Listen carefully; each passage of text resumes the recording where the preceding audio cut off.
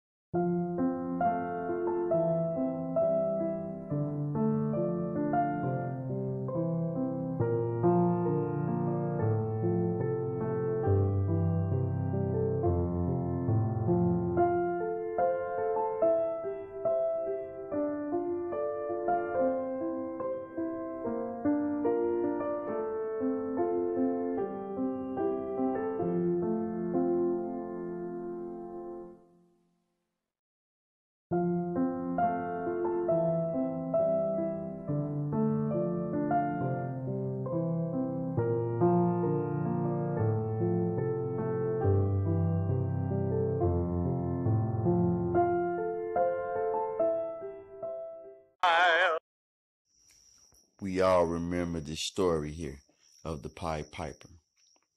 This story has been reiterated over and over again through many generations. The story was about the guy that played the flute came to the town to help them get rid of rats. The guy offered them a bag of gold to get rid of that rat infestation that was going on in a town called Hamlin. The Pied Piper came through. His flute was magical. He was able to cast spells with the flute. So he was able to cast the spell to gather up all the rats of the town and take them to the edge of town, which are you about to witness right now. If you're not familiar with this story that has been reiterated from generation to generation. And this story is very, very important when you're talking about Pan and the things that I'm showing you, because this is perversion at the highest level. It seems innocent on the surface, but we're going to see if you think this is innocent by the time you get done with this video, because you cannot be woke if you don't see this. So the Pied Piper, he's leading all of the rats, the infestation, to the edge of town here. He's expecting to be paid for his work when he gets back to town. And he's doing what he's supposed to do right now. The Pied Piper has made a deal with the big wigs in the city to do a job. So as you can see, he's doing his job. He's getting rid of the rats. He done cast the spell and the rats done went for it. They bit the hook and he doing what he supposed to do. He getting rid of the last blind rat right now. Now we finna see what transpires, what makes this particular story just another rendition of the pan pedophilia type of stories that we see every day. It's just another small, innocent looking one on the surface, but it's very sinister in nature. What this video is representing, what this cartoon is representing. Now the Pied Piper has went back to town. He telling the person, "Oh, I got rid of all the rats, everything cool. Let me get my bag of gold." So at the time right now, they got a real bad world of hurt for this guy right now, because the dude telling him he not getting no gold. You ain't do nothing but pipe a tune.